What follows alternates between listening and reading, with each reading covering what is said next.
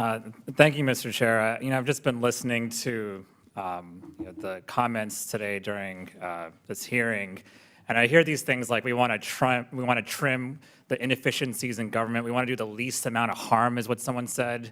We want to get rid of the low-performing employees, but that's not quite what's happening, is it? Right? These are blanket cuts across the board that are indiscriminate. And let's be clear. This DOGE effort it can't be about getting rid of waste, fraud, and abuse. Because if you look at our federal spending, civil servants are a drop in the bucket when it comes to our budget. The math doesn't work, actually. In fact, civil servants actually save us a lot of money down the road. They prevent food illnesses. They prevent a lot of bad things from happening that would cost us more money down the road. So, yes, there are inefficiencies in government. Let's fix them. That's bipartisan. I've done that work myself.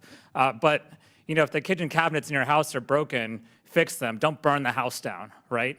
And I don't think this is about waste, fraud, and abuse. I think this is about revenge over civil servants who may have slighted the president. I think this is about control over the federal agencies and federal government, ones who especially had actual oversight and did actual regulation of companies that were slighting consumers. And this is about stopping the protections of consumers. And it's about having civil servants with a certain ideology. And this is not legal, and this is not constitutional. And I wish we had the DOGE folks in here today, but we don't. So we just have the governor of Iowa. And so I'll just ask Governor Reynolds, when you made DOGE reforms in Iowa, did you freeze all spending while you were doing your review? No, we did not. And when you brought in those consultants, did you let those consultants take over your payment systems and give access to every person's personal health information to them? We did not. And do you think it's okay for outside consultants with no security clearance to handle classified documents? No. And do you think it's okay for outside consultants to handle sensitive data haphazardly that could cause cybersecurity breaches? I'm just curious. That's not been our experience in Iowa. Yeah, we don't know who the people are. At least you knew who your consultants were, right?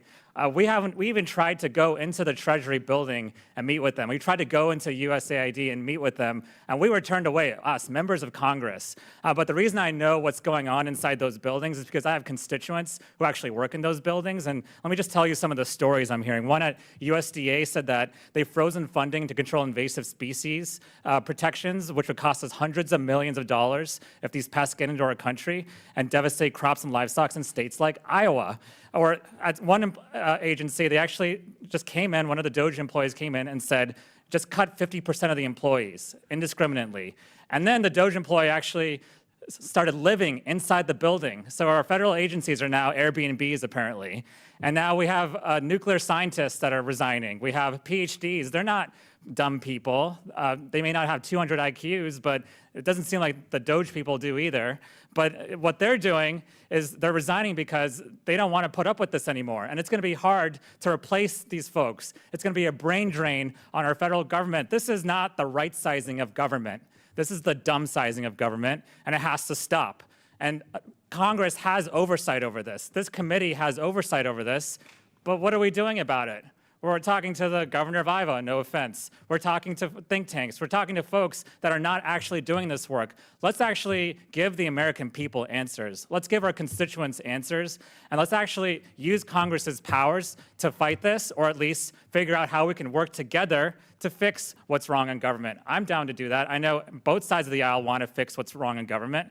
The American people deserve to know, though, what's going on right now, why it's happening, and how to fix this. But what's happening right now is way overstepping the bounds of executive power. It's overstepping Congress's power. We're getting rid of agencies that Congress authorized. We're going way over the line here, and this is unprecedented and needs to stop.